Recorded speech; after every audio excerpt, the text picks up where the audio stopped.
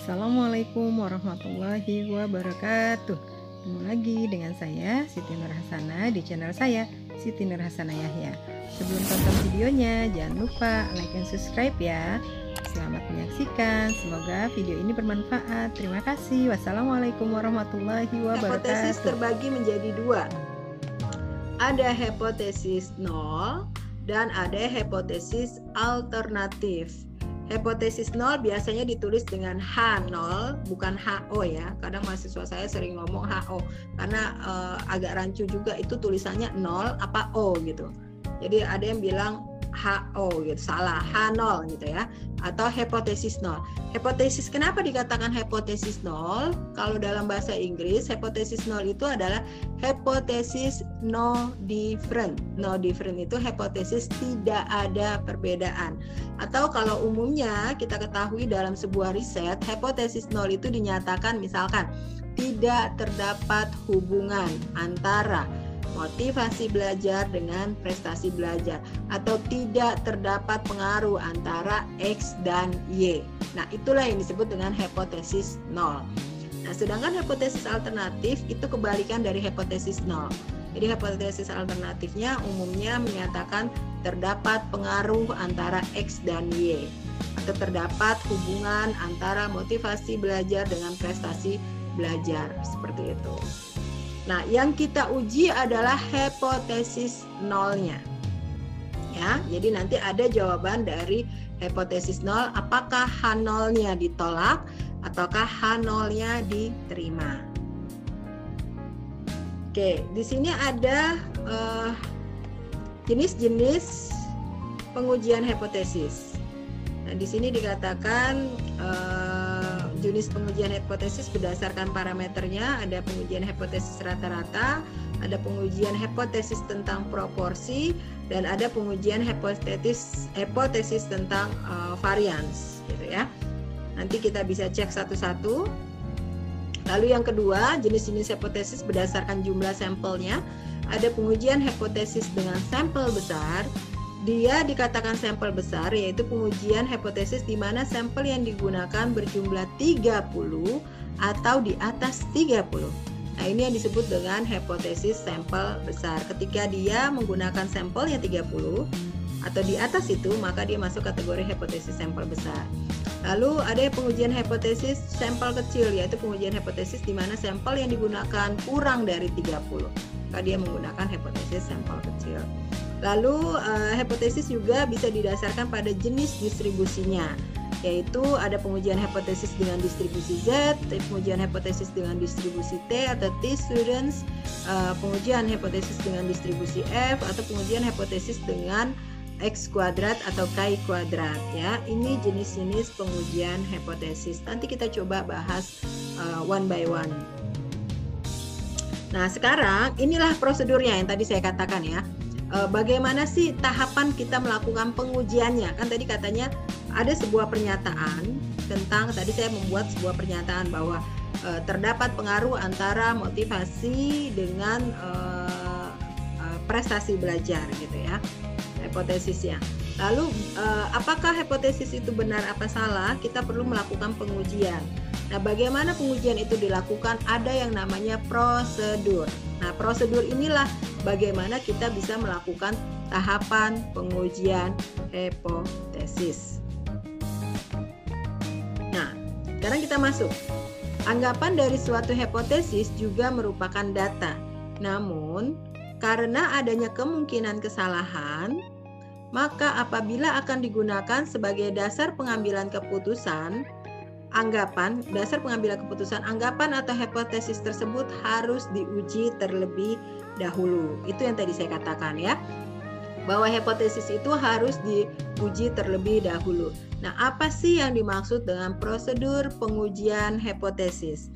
Jadi prosedur pengujian hipotesis adalah prosedur yang memungkinkan keputusan dapat dibuat, yaitu keputusannya adalah apakah menolak atau tidak menolak, gitu. Menolak atau tidak menolak. Kalau menolak, yang ditolak itu H0 ya. Apakah menolak H0? ataukah tidak menolak. Tidak menolak itu sama saja menerima H0.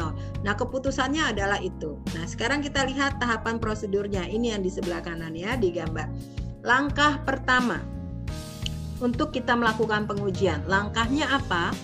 Prosedur pertama, langkah pertama adalah merumuskan hipotesis, yaitu hipotesis nol dan hipotesis alternatif. Jadi kalau kita mau melakukan sebuah riset, kita rumuskan dulu hipotesisnya. Hipotesis nolnya apa dan hipotesis alternatifnya apa. Nah, tadi saya sampaikan, hipotesis nolnya di sini adalah tidak terdapat pengaruh antara motivasi belajar dengan prestasi belajar. Itu H0 atau hipotesis nolnya.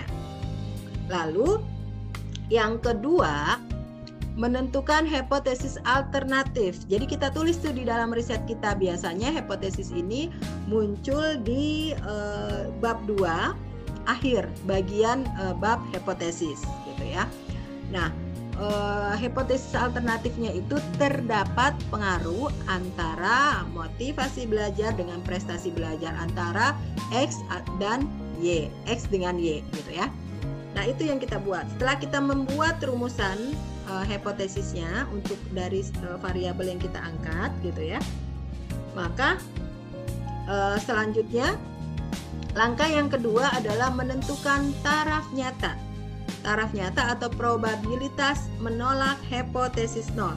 Jadi taraf nyata menolak hipotesis nol itu umumnya pada sebuah penelitian sosial seperti ekonomi, pendidikan, itu masuk kategori sosial ya.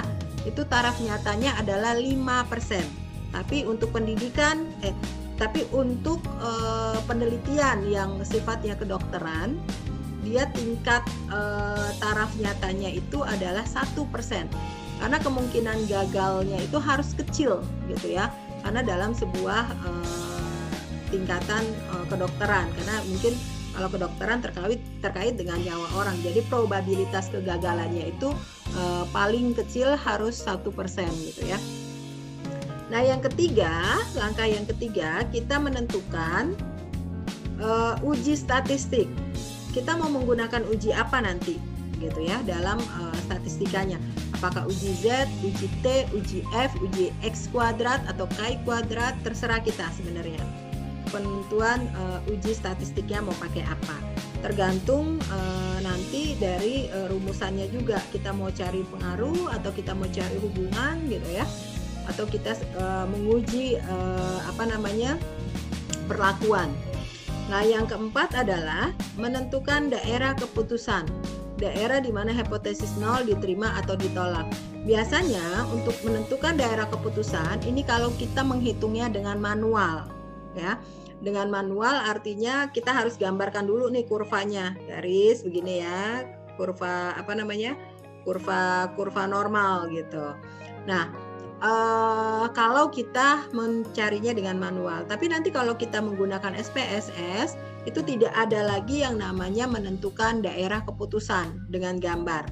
Kalau daerah keputusan itu ditentukan dengan gambar. Di buku saya lengkap, ada yang cara manual dengan mencarinya dengan daerah keputusan juga, kurvanya juga ada, dan ada yang menggunakan SPSS. Bahkan di statistika yang baru, statistika sosial menggunakan PLS juga. Nah, langkah yang terakhir adalah ngambil keputusan. Apakah H0 diterima, apakah H0 ditolak. Tapi ketika H0 menerima H0, maka menolak H1 atau H alternatif. Ketika menolak H0, maka menerima H alternatif gitu ya. Nah, ini prosedur dalam pengujian hipotesis. Jadi tahapan-tahapannya ada 1 sampai dengan 5. Tapi kalau kita menggunakan SPSS, kita cukup menentukan tahapannya 1, tahapan pertama, tahapan kedua, tahapan ketiga, dan tahapan kelima. Tahapan keempat tidak ada karena di dalam SPSS tidak muncul gambar kurvanya. Jadi langsung hasilnya dinilai signifikansinya berapa. Nah, itu yang akan kita gunakan untuk menentukan apakah H0 diterima, apakah H0 ditolak. seperti itu. Nah, ini kita sudah mulai masuk ke dalam tahapan merumuskan hipotesis statistika. Ya, langkah pertama yaitu menyebutkan hipotesis yang tengah diuji, yang disebut dengan hipotesis nol atau ditandai dengan H0. Huruf H besar berarti hipotesis dan 0 di bawah garis, jadi nolnya itu kecil ya, nol kecil, menyatakan bahwa tidak ada perbedaan. Itu yang tadi saya sebutkan, tidak ada perbedaan. Biasanya ada sebuah istilah tidak terdapat hubungan atau tidak terdapat pengaruh ya, yang seperti tadi saya sampaikan. Jadi hipotesis nol pada suatu pernyataan tentang nilai parameter populasi yang dibuat dengan tujuan untuk menguji bukti numerik. Biasanya H0 menggunakan tanda sama dengan atau lebih dari sama dengan atau kurang dari sama dengan. Nah, ini H0 umumnya menggunakan tanda-tanda ini. Nah, sedangkan untuk yang alternatif, hipotesis alternatif menjelaskan apa yang akan Anda simpulkan gitu jika Anda menolak hipotesis nol. Gitu. Ditulis dengan simbol H1 atau HA. Jadi nanti teman-teman jangan heran, ada penelitian yang menuliskan dengan HA dan ada yang penelitian yang menuliskan dengan H1. Kalau rumusannya banyak, maka H-nya ini bukan cuma satu. Jadi nanti ada H2, H3, H4, H5 tergantung banyaknya rumusan. Atau ada yang menyebutkan HA. Nah, itu jadi sama aja, HA atau H1 itu sama-sama yang disebut dengan hipotesis alternatif. Hipotesis ini juga disebut sebagai hipotesis penelitian. Hipotesis alternatif diterima jika data sampel memberikan kita bukti statistika bahwa hipotesis nol salah. Jadi H1 itu akan diterima jika ada bukti statistika yang menyatakan H0-nya salah. Kalau H0-nya salah, maka H1-nya diterima. Lalu untuk H1 menggunakan simbol seperti ini.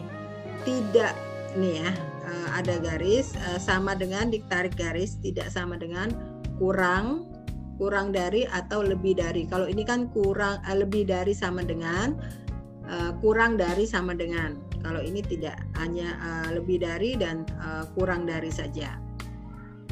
Sedangkan untuk pengujian dua arah hipotesis statistika menggunakan tanda sama dengan atau tidak sama dengan. Oke. Nah, ini tahapan yang pertama, prosedur yang pertama, merumuskan hipotesis alternatif. Jadi kita sudah harus membedakan apa itu hipotesis alternatif dan apa itu hipotesis nol, ya. Nah, yang kedua, menentukan tingkat signifikansi yang tadi saya bilang, taraf nyata. Tingkat signifikansi ditandai dengan huruf Yunani atau alfa. Kadang juga disebut dengan tingkat resiko atau risiko. Ini mungkin istilah yang lebih cocok karena merupakan risiko yang Anda ambil karena menolak hipotesis nol ketika hipotesis tersebut sesungguhnya benar. Gitu ya. Jadi, probabilitas menolak hipotesis nol apabila hipotesis nol tersebut adalah benar. Pada dunia ekonomi dan sosial, umumnya taraf nyatanya sebesar 0,05. Itu yang tadi saya bilang, 0,05 atau 5% untuk bidang ekonomi, pendidikan maupun sosial. Sedangkan untuk kedokteran 1% atau 0,01.